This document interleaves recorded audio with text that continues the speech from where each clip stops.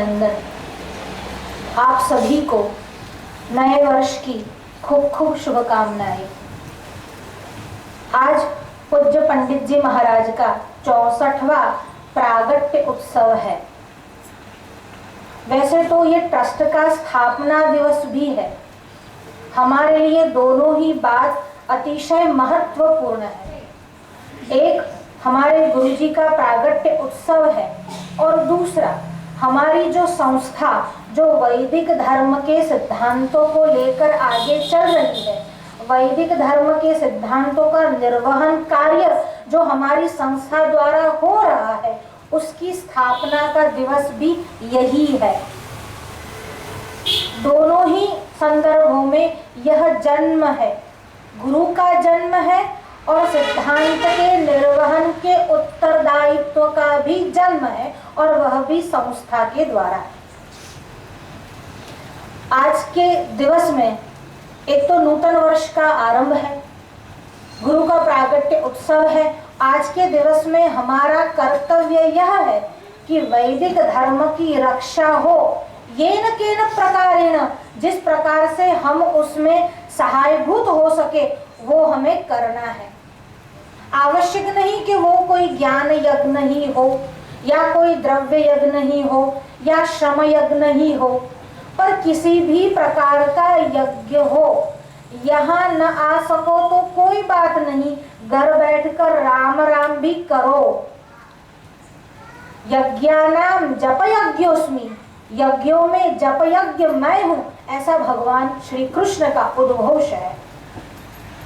दूसरी बात, श्री रामकृष्ण परमहंस को किसी ने प्रश्न किया, कलयुग में आवश्यक क्या है, ईश्वर की प्राप्ति कैसे हो, ईश्वर का साक्षात्कार कैसे हो।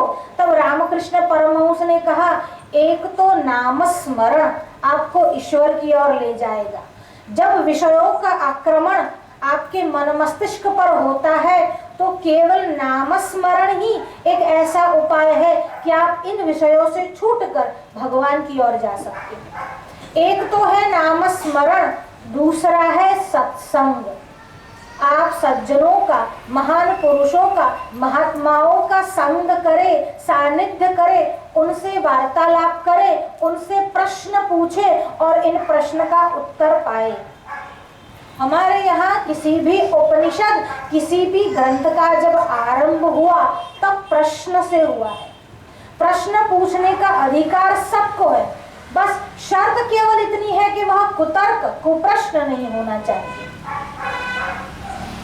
जब आज गुरु के प्रागट्य उत्सव पर हम सब एकत्रित हुए हैं, तब गुरु की महिमा के लिए हम आपको एक छोटी सी घटना सुनाते हैं। रसिक मुरारी करके एक बड़े संत थे, उड़िया में उनका जन्म हुआ। अब जन्म से ही उनके जो संस्कार थे, पूतो ना पारणे अने वहु ना बारणे, जन्म से ही उनके संस्कार जो थे वह प्रकट हो चुके थे। जन्म से ही बड़े संत थे, भगवान में उनकी पूर्ण श्रद्धा थी। कहीं भी ऐसा नहीं था कि किसी बात में वह अपूर्ण हो। और जैसी भगवान में श्रद्धा थी, ऐसी ही उनके गुरु के प्रति भी उनकी श्रद्धा थी। कारण था उनके माता और पिता बड़े ही सज्जन थे। एक दिवस की घटना ये हुई, उनके गुरु का नाम श्यामानंद स्वामी था। श्यामानंद जी की एक जमीन थी वहां उड़ीसा में ही, प्राचीन घटना है 15वीं-16वीं शताब्दी की। वहां पर उनकी एक जमीन थी। वहां जमीन में जो अन्न पकता था वह साधुओं के नाम हो जाता था। वहां पर एक अन्न क्षेत्र चलता था, नित्य रोज प्रतिदिन वहां पर साधु संत आते, अन्न पाते थे, भंडारा ही चलता था। अब वहां का जो नवाब था, एक मुसलमान वहां पर नवाब बनकर आया और उसने क्या किया, ये साधु की जो जमीन थी वह हड़प ली। अब आजकल की नेताओं को यह पड़ी है, जो आश्रम की, धर्म की जमीन होती है, जो मंदिर का ट्रस्ट होता है, उनमें भी उनको शेयरिंग चाहिए। तो यहाँ पर भी ऐसा किया उसने, नवाब ने, कि जो साधु की जमीन थी वो जमीन को हड़प लिया। अब जब जमीन हड़प ली तब उसमें जो अन्नादि पक्व होते थे वो सब उसके हो गए। अब साधु संतों के भिक्षा के लिए अन्न की कमी होने लगी। यहाँ पर श्यामानंद जी परेशान थे, वो सोच रहे थे क्या किया जाए। अचानक उनको विचार आया कि मेरे शिष्य को बुला दें। उनका शिष्य यानी जो रसिक मुरारी जी थे वो बड़े ही श्रीमंत थे। अब उन्होंने पत्र लिखा।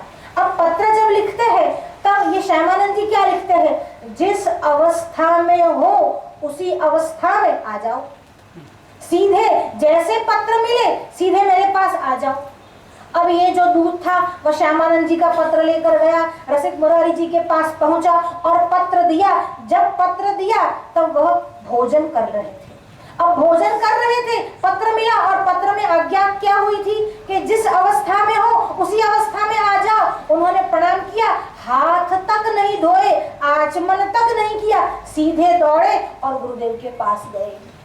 आज्ञा गुरुणाम यविचारणीयम, गुरु की आज्ञा हो गई, सीधे वहां गए और जैसे ही श्यामानंद जी को देखा उनके मन में एक उद्वेग हुआ कि गुरु कुछ चिंतित है। अभी प्रणाम करने ही जा रहे थे कि स्मरण हुआ कि हाथ तो जूठे हैं, हाथ तो धोए तक नहीं, दूर से प्रणाम किया। जब दूर से प्रणाम किया और गुरुदेव ने पूछा ये प्रणाम दूर से क्यों कर रहे हो, तब कहा मेरे हाथ तो जूठे हैं क्योंकि आपका जब पत्र मिला तब मैं भोजन पा रहा था। गुरुदेव को बड़ा आनंद हुआ, बड़ी प्रसन्नता हुई, बड़ा प्यारा शिष्य है, कैसा संदेशा मिला और तुरंत भागता हुआ मेरे पास आ गया।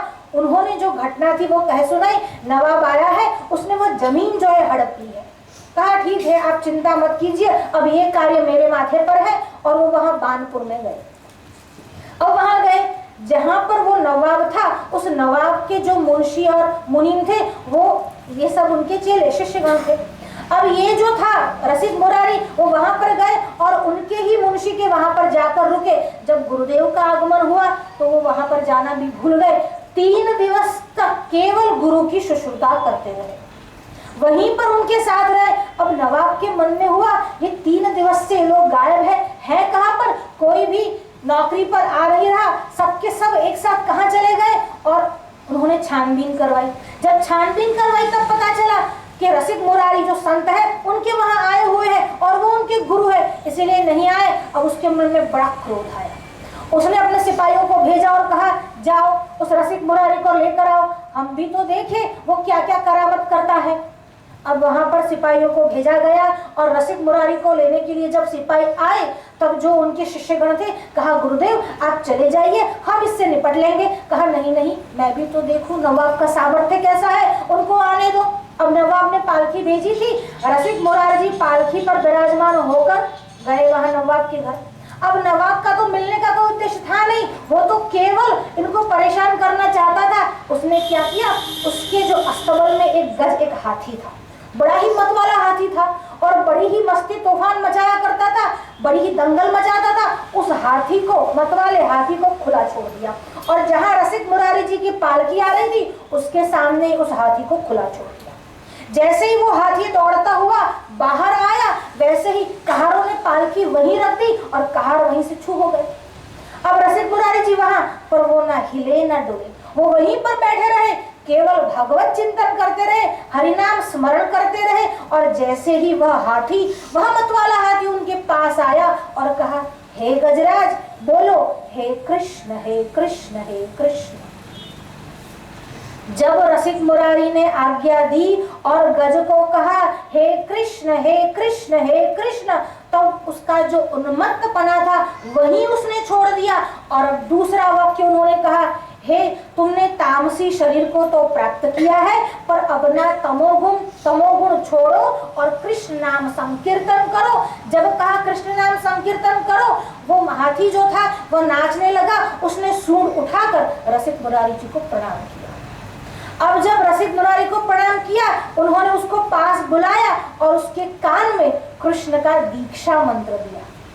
अब जब दीक्षा मंत्र दिया वो हाथी इतना प्रसन्न हुआ और कहा अब दीक्षा मंत्र दिया है, नामकरण भी होगा। और उस हाथी का नाम रखा गया गोपाल दास। अब उस हाथी का नामकरण भी हुआ, दीक्षा मंत्र भी दिया और उस दिन से उस हाथी की काया पलट हो गई, उसका मन जो है पलट गया। अब वह क्या करता था, अब वह बिल्कुल मतवाला नहीं था, ना ही उन्मत्त मचाता था। वह केवल जब संत संकीर्तन चलता वहां जाता, बैठा रहता और सुनता था। जब नवाब को इस बात की भनक लगी तब उसने स्वयं अपनी हार मानी और रसिक मुरारी जी के चरणों पर गिर पड़ा। पर बात यहाँ पर खत्म नहीं हो गई। अब एक दिन, अब ये जो गजराज था वह नित्य प्रतिदिन रसिक मुरारी जी के वहां पर आता और वहां पर रोज वो जो उसकी जमीन थी वह भी वापस अब नवाब ने दे दी थी। अब नित्य वहां पर भंडारा लगता था, साधु संत आते थे, भोजन पाते थे। अब ये गजराज क्या करता, जितने भी व्यापारी बाजार में थे, जितने भी अनाज की दुकान वाले व्यापारी थे, उनके घर जाता और अनाज की बोरियां उठा उठा कर ले आता और सीधा आकर इनके वहां पटक देता। अब एक दिन ऐसा हुआ कि जितने भी बाजार में व्यापारी थे सबकी बोरियां लाकर वहां पर पटक दी।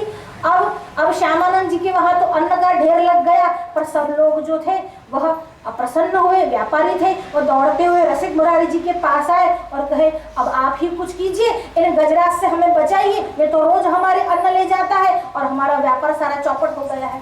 कहा अब से ये कार्य नहीं करेगा। गजराज को बुलाया और कहा आज के बाद तुम किसी भी व्यापारी को परेशान नहीं करोगे। उस दिन के बाद गजराज कहीं कोई भिक्षा लेने, अन्न लेने नहीं गया। अब वह खाता कैसे था, जब वहां पर संत साधु समाज भिक्षा लेते, उनके पत्तलों में जो जूठन बचती उसी प्रसादी को वो ग्रहण करता था।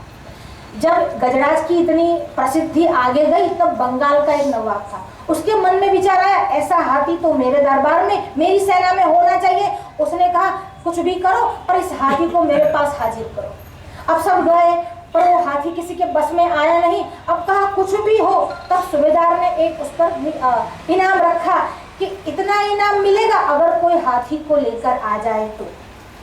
अब जब हाथी को लाना था तो किसी ने क्या किया, साधु का वेश बनाया, क्योंकि वो साधु के अलावा किसी और की मानता नहीं था। अब किसी ने साधु का वेश बनाया, उस हाथी को अपने बस में किया और वह नवाब, बंगाल के नवाब के पास ले गया।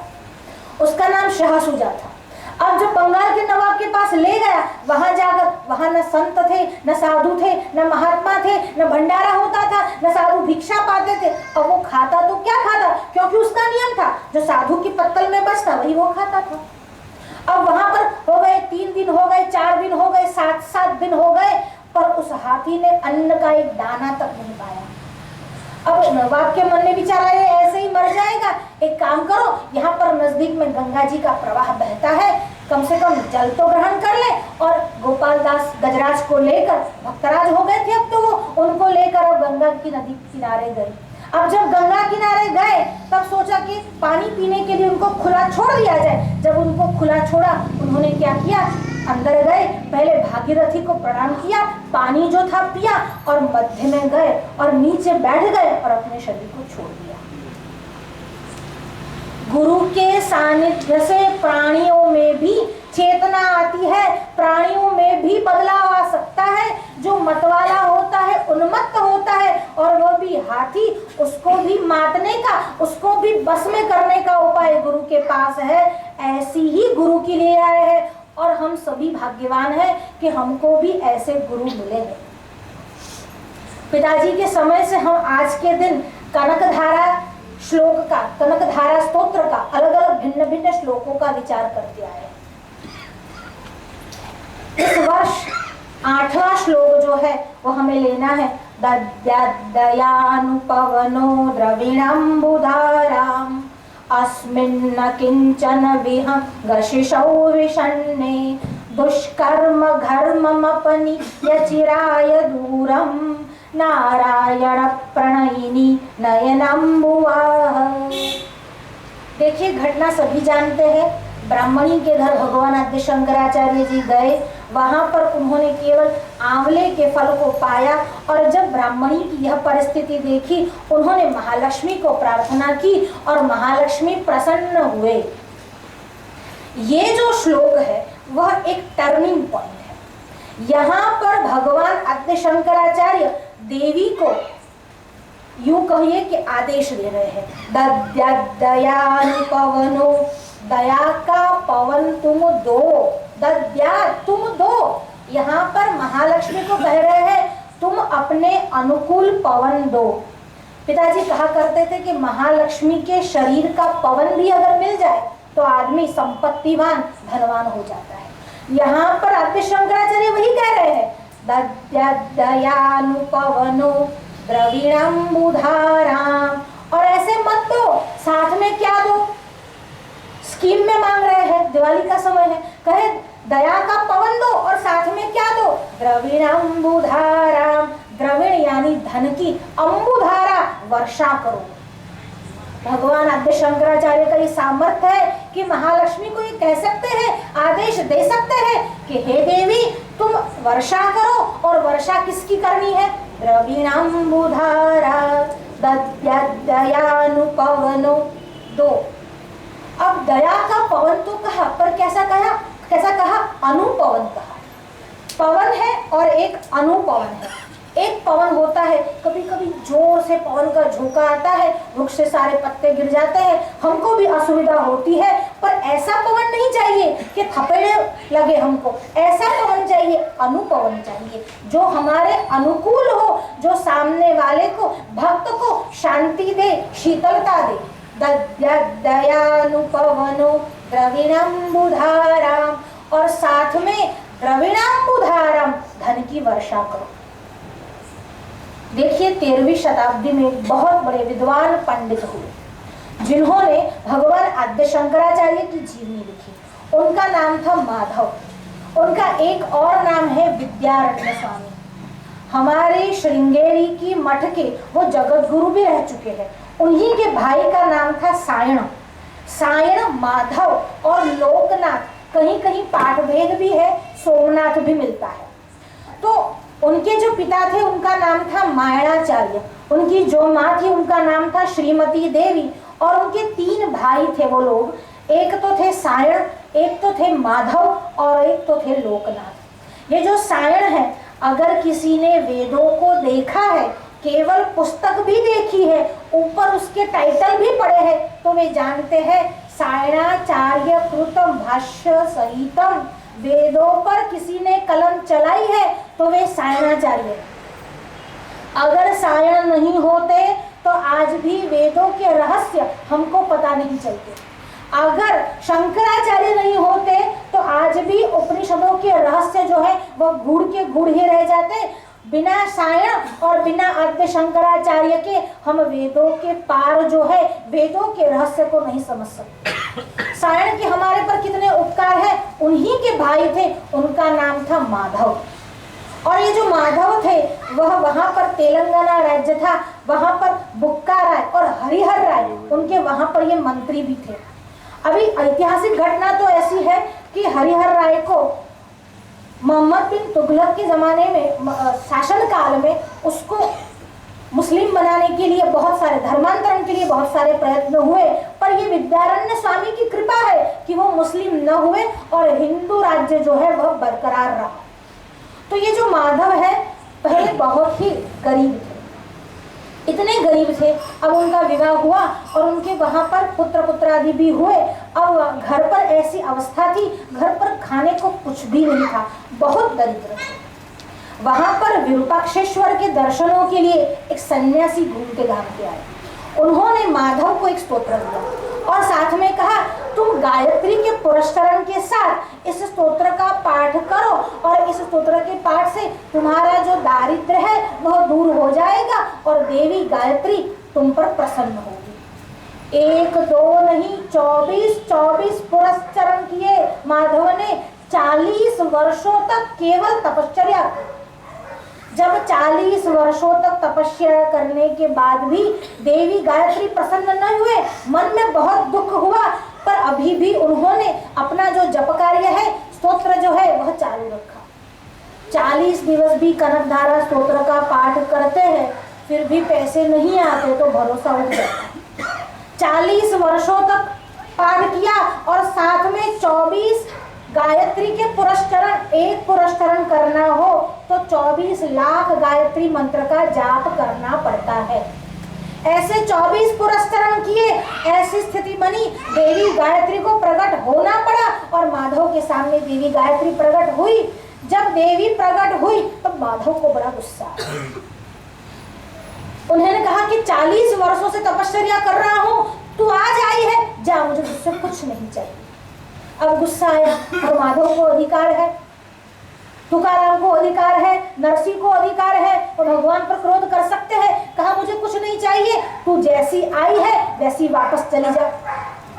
अब गायत्री ने कहा, तू मेरा बड़ा प्यारा बेटा है, तू मेरा बड़ा प्यारा पुत्र है, मैं ऐसे कैसे चली जाऊं, मैं तुझे बिना दिए कुछ नहीं जाऊंगी, तू चिंता मत करना। तुझने इतनी बार इतने लंबे समय तक तपस्या की है, मैं तुझे इतनी विद्या दूंगी, 14 विद्याओं के तुम स्वामी होगे, जैसे विद्या का पूरा अरण्य तुम्हें समाहित होगा, इसीलिए उनका नाम पड़ा विद्यारण्य स्वामी। विद्या का पूरा अरण्य तू होगा। कहा तू जा यहाँ से, मुझे कुछ नहीं चाहिए। अब तक तू आई क्यों नहीं? अगर आना ही था तो इतना समय क्यों लगाया, मुझे इतनी राह क्यों दिखाई, मैं इतनी प्रतीक्षा करता रहा, मैं तेरा बालक हूँ, मैं तुझे पुकारता रहा और तुझे मुझ पर दया तक नहीं आई। कहा ऐसी बात नहीं है, तुम्हारे कर्म अभी कुछ शेष थे, पर देखो जरा पीछे मुड़कर देखो। जब पीछे मुड़कर देखा तो कितने ही पहाड़ जो थे वो कर्मों के जल रहे थे। प्रारब्ध किसी को नहीं छोड़ता, अगर विद्यारण्य स्वामी को नहीं छोड़ेगा तो हम और आपको कैसे छोड़ेगा।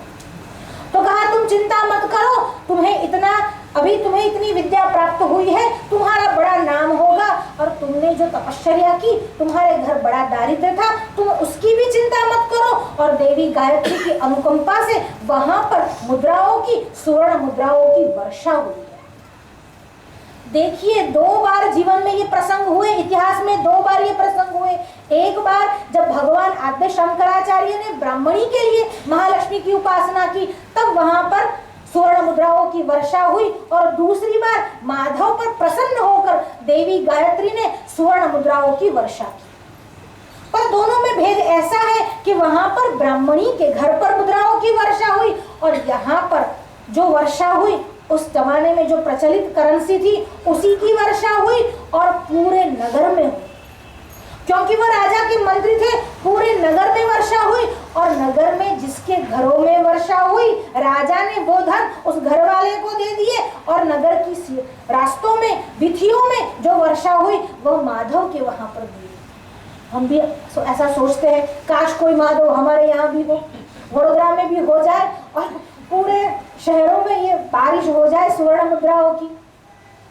तो यहाँ पर स्वर्ण मुद्रा की वर्षा हुई, और वहां पर राजा बड़े प्रसन्न हुए, और राजा ने उनको वहां पर, वैसे भी राजा की उनकी बड़ी श्रद्धा थी उन पर, उनके मंत्री थे। अब यहाँ पर भी आद्य शंकराचार्य यही कह रहे हैं, दयानुपवनो द्रविणंबुधारा। जब ईश्वर की कृपा हो जाती है, महालक्ष्मी की देवी की कृपा हो जाती है, तो कोई भी चीज असंभव नहीं। कहा कि अंबु हो, अंबु वर्षा हो, यानी द्रविण यानी धन की अंबु वर्षा हो, और अंबु वर्षा हुई। अस्मिन् किंचन विहंगशिशौ विषण्णे। अब कहा मैं कैसा हूँ? देखिए पहले तो कह दिया, पहले तो आज्ञा दे दी कि वर्षा हो, अब कहता है मैं कैसा हूँ। अस्मिन् किंचन विहंगशिशौ विषण्णे। अस्मिन् हम सब, हमारे पर, किंचन अकिंचन, हम कैसे हैं? अकिंचन है, दरिद्र है। हम कैसे हैं? हमारे पास कुछ है ही नहीं। किंचन यानी थोड़ा, अकिंचन यानी कुछ भी नहीं है। अस्मिन् किंचन विहंग, विहंग यानी पक्षी, विहंग शिशौ विषण्णे। विषण्ण यानी लाचार विहंग शिशु। ये जो विहंग शिशु है वह भी कैसा है? लाचार है। जैसे चातक जो पक्षी है वह केवल स्वाति नक्षत्र के जल में जो वर्षा होती है उसी का पानी पीता है, वैसे मैं भी ऐसा हूँ। अगर तू आई तो ही मैं लूंगा, तेरे अलावा किसी से लूंगा नहीं, ना तेरे अलावा किसी से मांगूंगा। तू मुझे दे, और तुझे देना है, दया के साथ देना है। और मैं कैसा हूँ? शिशु हूँ, तेरे सामने तो मैं बालक हूँ। भगवान आद्य शंकराचार्य कह रहे हैं मैं बालक हूँ, पर भगवान आद्य शंकराचार्य को स्वयं यह धन नहीं चाहिए। वह मांग रहे हैं उस ब्राह्मणी के लिए, और कहा उस पर तुम कृपा करो। अगर मुझ पर तुम कृपा कर सकती हो तो ब्राह्मणी के घर कृपा करो। अस्मिन् किंचन विहंगशिशौ विषण्णे। राजस्थान में एक कस्बा था। उस कस्बे में एक बहुत भक्त दंपति रहा करते थे। उस भक्त दंपति में जो पुरुष था, जो भक्त था, वह बड़ा ही भगवत भक्त था। उसकी पूरी जो दिनचर्या थी वह केवल भक्ति में ही बीत जाया करती थी। और उसकी पत्नी भी उसके कदम से कदम मिलाकर चलने वाली थी, बड़ी सती साध्वी स्त्री थी। अब जो भक्ति की जो प्रमाण थी, जो मात्रा थी, इतनी बड़ी कि अब उसको जो पूरा संसार था असार लगने लगा। सोचा अब संसार में कोई सार है नहीं, मैं सब कुछ त्याग कर चला जाऊं। जब यह सोचा कि मैं सब कुछ त्याग कर चला जाऊं, अपनी पत्नी को बुलाया और कहा मुझे माफ करना, पर मुझे ये पूरा संसार असार लगता है। मैं सोच रहा हूँ मैं सब कुछ छोड़कर चला जाऊं, केवल मुझे तुम आज्ञा दे दो, मैं वानप्रस्थ में अभी से जाना चाहता हूँ। जब उसने कहा मुझे आज्ञा दे दो, तब उसकी पत्नी ने ये नहीं कहा कि आप चले जाओ। उसकी पत्नी बड़ी भक्तिमती स्त्री थी। उसने कहा स्वामी जहां आप जा रहे हो वहां मैं भी आऊंगी, मैं भी आपके साथ चलूंगी। कहा तुम साथ तो चलोगी, पर तुम्हारे में बिल्कुल भी आसक्ति रहनी नहीं चाहिए। अगर थोड़ी भी आसक्ति तुम्हारे अंदर रही तो इसका कोई मतलब नहीं, तुम यहाँ पर घर पर रह सकती हो। अगर तुम्हारे मन में बिल्कुल माया नहीं है, मोह नहीं है, अज्ञान नहीं है, तो ही तुम हमारे साथ चलो।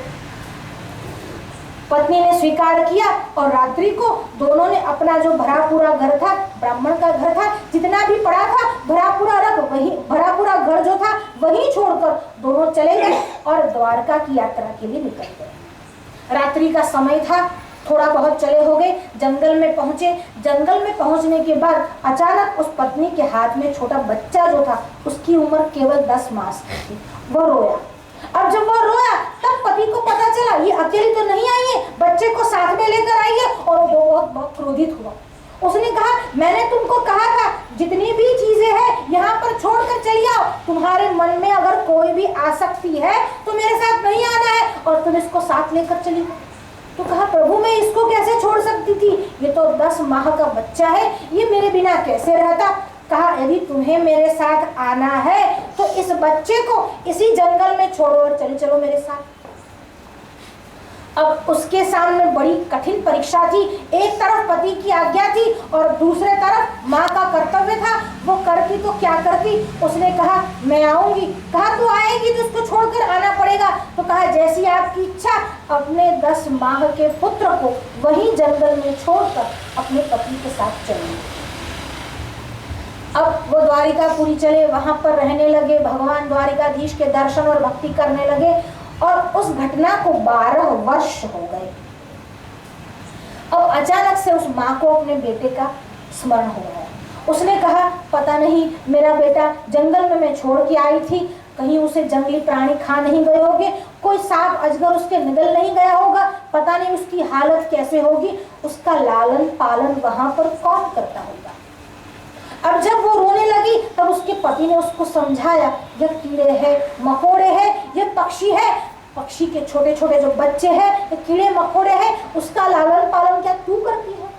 तो कहा नहीं, उसका लालन पालन भगवान करते हैं। अगर भगवान इसका लालन पालन करते हैं तो तेरे बेटे का लालन पालन नहीं करेंगे।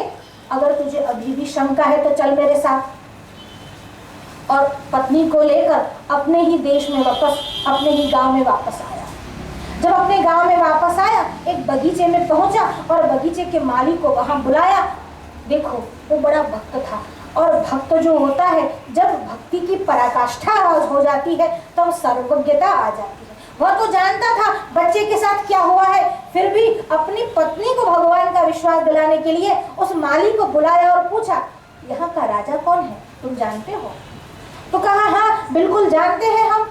तो कहा कैसा राजा है। बड़ा ही भगवत भक्त है, बड़ा दयालु है, बड़ा पराक्रमी है, वीर है, क्योंकि मूल तो वो ब्राह्मण की संतान है। कहा ब्राह्मण की संतान। कहा हाँ, जो हमारे पहले जो राजा थे वो निसंतान थे, उनके वहां कोई भी पुत्र का जन्म नहीं हुआ, और जब उनको पता चला कि हमारे गांव का एक ब्राह्मण है, एक भक्त है, अपने ही पुत्र को जंगल में छोड़कर अपनी पत्नी के साथ चला गया है, उसी पुत्र को उस राजा ने गोद में लिया और आज वही पुत्र राजा बना हुआ है।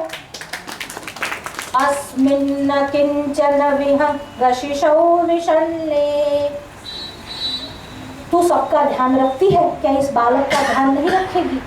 क्या वो विहंग का ध्यान रखने वाली, कीड़े मकोड़े का ध्यान रखने वाली इस बालक का ध्यान नहीं रखेंगी। अरे बालक तो कैसा है, तेरा परम भक्त है।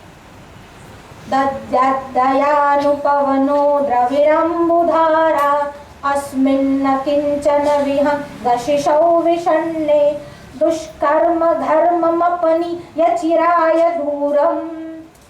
अब कहा दुष्कर्म धर्म। दुष्कर्म सभी जानते हैं दुष्कर्म क्या है। एक होते हैं सत्कर्म और दूसरे होते हैं दुष्कर्म। दुष्कर्म घर्म, घर्म का अर्थ होता है ताप, जिसे हम हिंदी या प्राकृत भाषा में कहते हैं घाम। बहु पसीनो था इन्हें पण घाम कहवाय। दुष्कर्म घर्म, जो दुष्कर्म रूपी संताप है, जो दुष्कर्म रूपी ताप है, दुष्कर्म घर्म अपनीय, अपनीय उसको दूर ले जाओ। ये किसको कह रहे हैं? महालक्ष्मी को कह रहे हैं। अगर इस ब्राह्मणी ने पूर्व जन्म में कोई पुण्य नहीं किया तो भी मैं कहता हूँ दुष्कर्म धर्म अपनी या चिराय दूरम। और वैसे दूर ले जाए ऐसा नहीं, चिराय दूरम, शाश्वत काल के लिए उसके कर्म को क्षीण कर दे, उसके कर्म को तोड़ दे। दुष्कर्म धर्म अपनी या चिराय दूरम। और शंकराचार्य ने ये कहा और माताजी प्रसन्न हुए। देखिए एक सदन नाम का कसाई था। अब वह कसाई जन्म से कसाई था, कसाई का काम भी करता था, पर उसका मन बड़ा दयालु था, क्योंकि मन में भगवत भक्ति का संचार हो चुका था। हमेशा भक्ति में ही रममाण रहता था, इसीलिए किसी प्राणी की हत्या करना भी उसे मंजूर नहीं था। वो क्या करता, बाहर से मांस खरीद लेता और फिर बेचता, क्योंकि उसका जन्म से वो जो जाति में आया था वो कसाई जाति में था, उसको कर्म तो करना ही है। स्वधर्म निधनम श्रेय, स्वधर्मे निधनम श्रेय, अपने धर्म में निधन श्रेय है। अपना ही धर्म, अपना जो वर्णाश्रम धर्म है उसका पालन करना चाहिए। अब जन्म से कसाई था, मांस बेचता था, पर उसका जो चित्त था वो सदा ही भगवत भक्ति में ही रममान करता था। वो नहीं जानता था, पर भगवान उसके घर में रहते थे। किस रूप में रहते थे? उसके घर में शालग्राम शिला थी। अब वह शिला थी, वो उसको पता नहीं था कि ये शालग्राम है। वो उसका उपयोग क्या करता था? बाट के हिसाब से उसका उपयोग करता था। अपने वजन कांटो रखिए ना, क्यों बाट के हिसाब से उसका उपयोग करता था। मांस तोलने के लिए वह शालग्राम का उपयोग करता था, पर फिर भी भगवान उसके घर में रहते थे। मांस का कार्य करने पर भी उसकी मनोवृत्ति जंगली नहीं थी, हिंसक नहीं थी, और सदा ही हरि भक्ति करता था। एक बार अपने कार्य में व्यस्त था, उसके घर के सामने से एक सन्यासी पसार हुआ। जब वह सन्यासी गए और उन्होंने देखा कि वहां पर जो बाट का काम ले रहा है वो बाट नहीं, वस्तुतः वो शालग्राम शिला है। उनको बड़ा दुख हुआ कि कसाई जो है शालग्राम शिला का उपयोग मांस तोलने में करता है। बड़ा दुख हुआ, अपवित्र हाथों से शालग्राम को छूता है और अपवित्र कार्य में उपयोग लाता है। सन्यासी उनके घर गए और वो बड़ा प्रसन्न हुआ, मेरे अहोभाग्य कि मुझ जैसे पापी के यहाँ सन्यासी पधारे, मैं आपकी क्या सेवा करूं। अब सन्यासी भले थे, उसने कहा एक काम कर, ये जो तेरी बाट है वो मुझे दे दे। तो कहा कोई बात नहीं, आपने सामने से कुछ मांगा है और ये मेरा भाग्य है कि सन्यासी आए हैं और सामने से कुछ मांग रहे हैं। बड़ा ही प्रसन्न हुआ और प्रसन्न चित्त होते होते उसने जो बाट थी वो सन्यासी को दे दी। अब सन्यासी वो बाट लेकर घर गए। वहां पर उन्होंने सुंदर आसन पीठिका पर उस शालग्राम शिला की स्थापना की, पूजन किया, विधि अनुसार पूजन किया। अब रात का समय हुआ, सन्यासी सो गए। सन्यासी को स्वप्न आया, भगवान शालग्राम ने दर्शन दिए और कहा मुझे तेरे घर नहीं रहना, मुझे उस सदन के घर ले जाओ, वापस उसके घर ले जाओ। मेरा प्रिय भक्त है, मेरे बिना क्या करता होगा, मुझे उसके घर वापस ले जाओ। सन्यासी के मन में हुआ उस कसाई के घर जाने की इच्छा, और स्वयं भगवान की है। सन्यासी उठे, अभी तो ब्रह्म मुहूर्त का समय था, वापस भगवान को नहलाया धुलाया, स्वच्छ किया, पूजन किया और भगवान को अपने मस्तिष्क पर लेकर उस कसाई के वहां गए। अब कसाई ने देखा सुबह सुबह क्या बात है, सन्यासी स्वयं आए हैं, कल आए थे, बाट मांग कर गए, आज पुनः आए हैं। बड़ा प्रसन्न हुआ, बड़ी आवभगत की, वहां पर बिठाया और कहा मैं क्या सेवा करूं। और कहा मैं सेवा करने नहीं आया, मैं सेवा देने आया हूँ, ये ले। और ये कोई साधारण बात नहीं है, ये स्वयं शालग्राम है और साक्षात शालग्राम है, तू उसकी सेवा कर। और जब सन्यासी ने कहा साक्षात सालग्राम है, कसाई का मन जो है एकदम से परिवर्तित हुआ। उसके मन में इतना उद्वेग हुआ, इतने वर्षों से मैं इसी का उपयोग करता रहा और मांस तोड़ने जैसा घृणास्पद कार्य करता रहा, मुझ पर धिक्कार है। उसके मन में इतना उद्वेग हुआ, उसी दिन से उसने वह कार्य छोड़ दिया और उस बात को लेकर जगन्नाथपुरी की यात्रा को निकल गया। अब जगन्नाथपुरी की यात्रा को जा रहा था, मन में बड़ा हर्ष था, शालग्राम मेरे साथ है। वहां पर रात्रि का समय हुआ। वहां एक गांव, एक शहर बीच में पड़ता था। वहां पर एक पति पत्नी रहते थे, उनके घर निवास करने की उसने सोची। अब वो वहां पर गया। पति जो था वो बड़ा ही दयालु था, उसने वहां पर रख दिया। कोई भगत आदमी लगता है, पुरी की यात्रा को निकला है, भले एक दिवस यहाँ पर विश्राम करता। रात्रि का समय था, वो वहां पर विश्राम कर रहा था। पति पत्नी केवल 2 ही लोग घर में थे, और उसकी पत्नी का जो आचरण था वो सही नहीं था। उसके मन में कुविचार आया, वो उस सदन के पास गई और चेष्टाएं करने लगी और दुर्व्यवहार करने लगी। अब जब ये स्थिति देखी तब उसने कहा, आप मेरी माँ के समान हो, मैं आपका बालक हूँ, आप चाहे मुझसे जो काम ले लो, पर ये जो व्यवहार आप कर रही हो वह उचित नहीं है। अब उस पत्नी के मन में विचार आया कि मेरा पति यहाँ पर है, इसलिए यह आदमी जो है वह घबरा रहा है। उसने क्या किया, तलवार निकाली और अपने पति का सर काट लिया। वहां उसकी पति की हत्या देखकर सदन जो है हक्का बक्का सा रह गया। उसके मन में विचार आया, अरे ये क्या हो गया, मेरे आने से इनकी गृहस्थी में बाधा पड़ गई। अभी तो वो सोच ही रहा था कि वो जो दुराचारिणी स्त्री थी अपने दुराचार से बाज नहीं आई। जब सदन नहीं माना तब वो बाहर गई, द्वार पर आई, चिल्लाने लगी और लोगों को एकत्रित कर लिया। अब वहां पर लोग इकट्ठे हो गए और लोग वहां पर जब जमा हो गए तब लोगों से कहने लगी, ये बड़ा ही कपटी है, एक तो मेरे पति ने इसको आश्रय दिया और मेरे साथ दुर्व्यवहार कर रहा है, और देखो मेरे पति की हत्या तक कर दी। जब उसके सामने ये बात रखी गई, सब लोग इकट्ठे हुए थे। सदन को इतना मारा, बहुत जोर से उसकी पिटाई की, गाली गलौज किया और सीधे उसको न्यायाधीश के पास ले गए। अब न्यायाधीश ने भी फैसला सुना दिया, एक तो तूने हत्या की है, ऊपर से दुर्व्यवहार किया है, इसके दोनों हाथ काट दो और उसको बाहर छोड़ दो। अब सदन के दोनों हाथ काट दिए गए। जब सदन के दोनों हाथ काट दिए गए, फिर भी वह केवल हरिस्मरण करता रहा और सोचने लगा, जैसी तेरी इच्छा, जैसी ईश्वर की इच्छा, मैं इसी के योग्य होगा तो मुझे यही कर्म का जो है वह न्याय मिला है। अब ऐसी ही हालत में वह पुरी की ओर, जगन्नाथपुरी की ओर, पुरुषोत्तम क्षेत्र की ओर चल पड़ा। अब जब वह जा रहा था तब पुरी के मंदिर के जो पुजारी थे उसको एक स्वप्न आया। भगवान ने स्वप्न में कहा, मेरा परम भक्त सदन आ रहा है, तू जा, पालकी लेकर जा और उसको उठाकर यहाँ लेकर आ। पुजारी के मन में आया, कौन ऐसा भक्त है, भगवान ने स्वयं स्वप्न में दर्शन दिए। पालकी लेकर वह सदन के पास गया और उसको कहा, मुझे भगवान ने आदेश दिया है, आपको लिवाने के लिए बुलाया है। उसके मन में बड़ी प्रसन्नता हुई, मेरे हाथ गए पर भगवान ने आज मुझे सामने से बुलाया है। पालकी में सवार होकर सदन गया और पुरी पहुंचा, और जगन्नाथपुरी के मंदिर में जैसे ही उसने प्रवेश किया, उसका मन जो था वो भावावेश में लीन हो गया। कीर्तन करता करता जा रहा था और उसको ध्यान नहीं रहा, और जैसे अपने बाजू उठाए उसके हाथ पुनः लौट आए। जैसे ही उसके हाथ पुनः लौट आए और भगवान का दर्शन करके हाथ जोड़ा, अब उसके मन में एक संदेह हुआ, अगर भगवान को यही लीला करनी थी तो उसने मेरे हाथ काटे क्यों।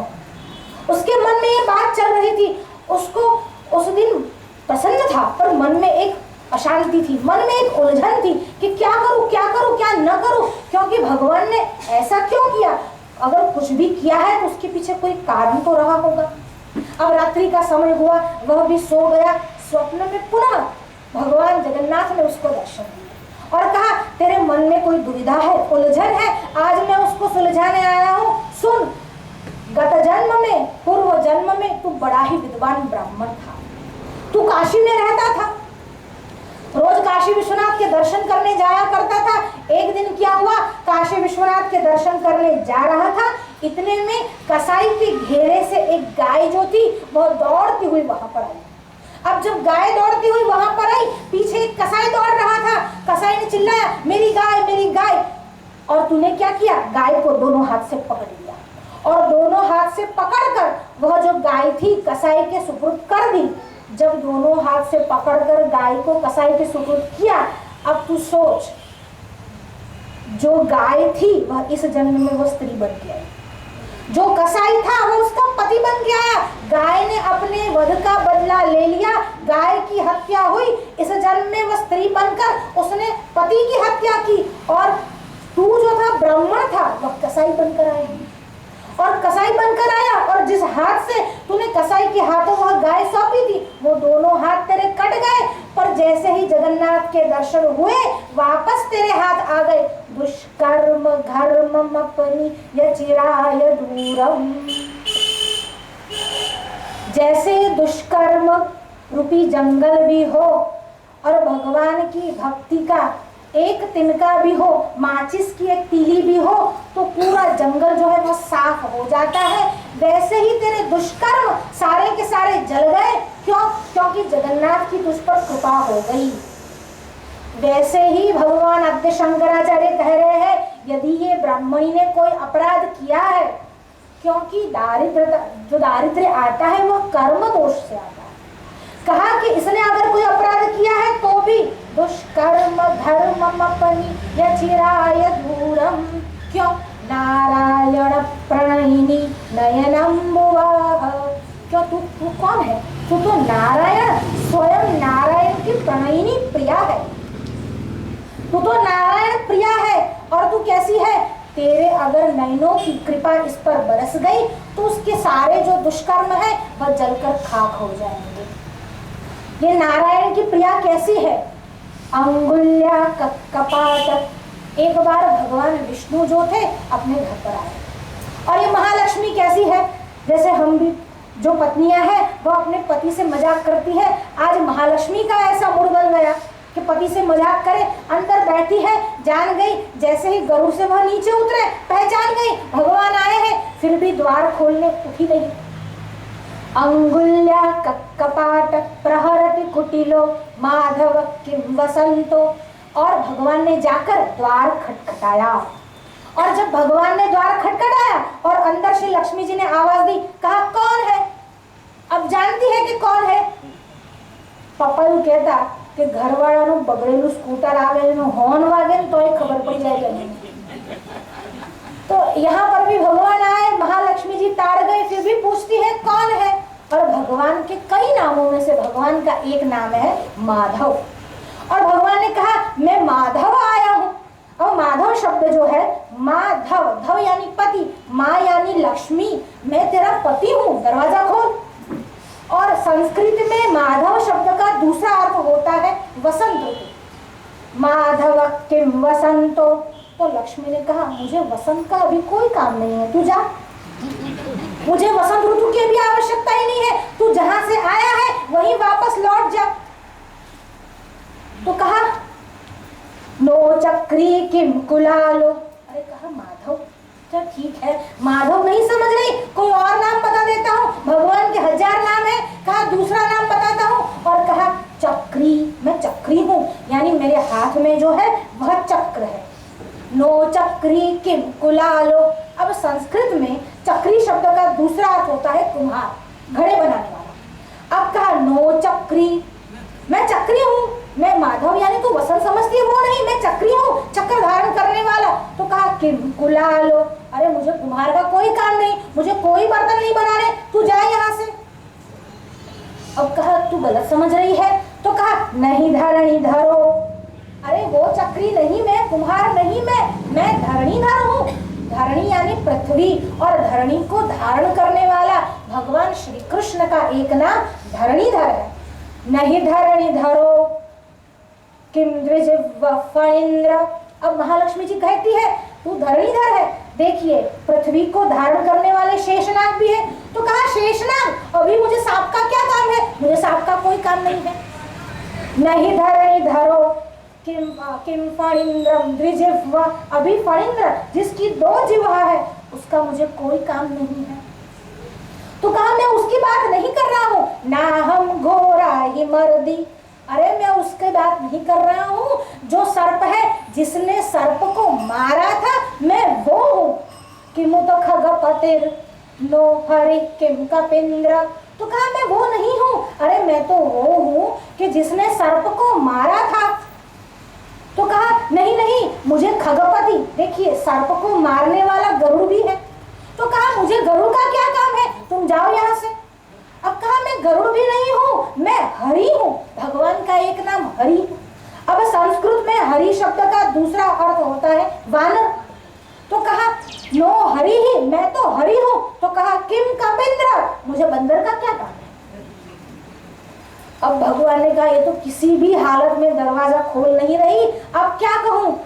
इस प्रकार भगवान और लक्ष्मी जी का संवाद हुआ और उससे हारने वाले पातुवश चक्रपाणी, उससे हारने वाले चक्रपाणी जिसके हाथ में चक्र है, अब तू खोल, तारो घरवाड़ो आयो छो, हवे तो खोल, तुम्हारे सामने खड़ा हूं, दरवाजा खोलो। नारायण प्रणयिनी, ऐसी महालक्ष्मी है जो नारायण की प्रिया है।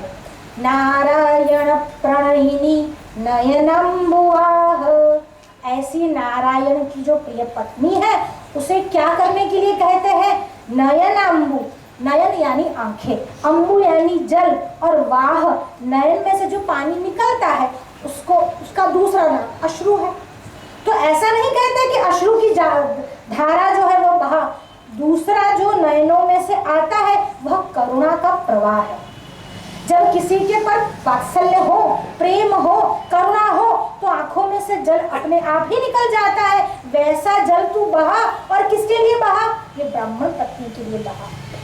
नारायण प्रणयिनी नयनम्बुआह, ऐसी नारायण की प्रिया लक्ष्मी जी अपनी करुणा का जल है ये ब्राह्मण पत्नी के लिए बहा, और उसके ऊपर अपनी दया का पवन छोड़ और द्रविणम्बुधारा धन की वर्षा कर, क्योंकि मैं एक किंचन शिशु हूँ। जैसे विहंग के शिशु पर भी भगवान दया करते हैं, वैसे तू दया कर।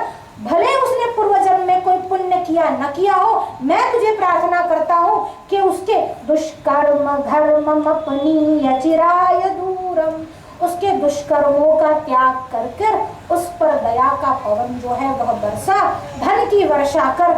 लक्ष्मी जी की दया, लक्ष्मी जी की कृपा जिसके ऊपर होती है उसके वहाँ धन की वर्षा अपने आप होने लगती है। जिसके वहाँ अग्नि हमेशा जलता है, धनम रक्षेत हुताशनात्, आरोग्यम भास्करात् रक्षेत। अगर आपको आरोग्य चाहिए तो सुबह उठकर सूर्य नारायण का पूजन करना चाहिए। आरोग्यम भास्करात् रक्षेत, धनम रक्षेत हुताशनात्।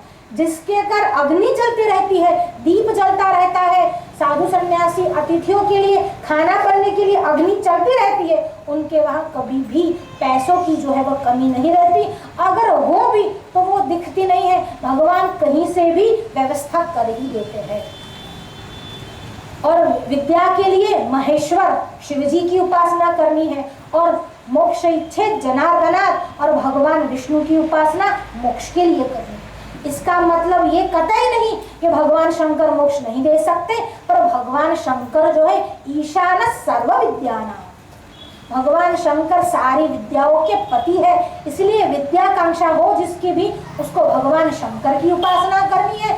धन की इच्छा वाले को अग्नि की उपासना करनी है, आरोग्य की इच्छा करने वाले को भास्कर की उपासना करनी है, और मोक्ष की इच्छा करने वाले को जनार्दन भगवान विष्णु की उपासना करनी है। भगवान नारायण के चरण कमलों में प्रणाम करते हैं, महालक्ष्मी के चरणों कमलों में प्रणाम करते हैं, भगवान आद्य शंकराचार्य और गुरुदेव के चरणों में प्रणाम करके आज की वाणी को विराम देते हैं।